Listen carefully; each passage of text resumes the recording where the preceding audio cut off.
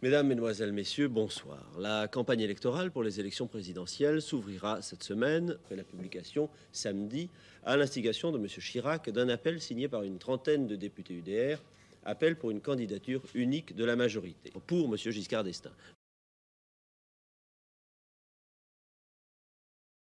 Si on veut avoir une lecture de cette période, souvenons-nous de la séquence. L'annonce du décès du président Pompidou, c'est le 2 avril. Quelques jours plus tard, avant les obsèques officielles qui ont lieu à Notre-Dame de Paris, Jacques Chaban-Delmas, ancien Premier ministre de Georges Pompidou, le premier Premier ministre de Georges Pompidou, puis ensuite remplacé par Pierre Messmer, déclare sa candidature, avant même les obsèques du président Pompidou. Donc, ce qui crée un malaise très clairement au sein d'une partie de la famille gaulliste, et notamment de ceux qui entouraient Georges Pompidou. Et il y a un deuxième aspect dont il faut se souvenir, c'est que dans le dernier remaniement du gouvernement Messmer, au début de l'année 74, il y a la nomination du ministre des Finances comme ministre d'État, ministre des Finances. Donc Valéry Giscard d'Estaing devient numéro 2 du gouvernement.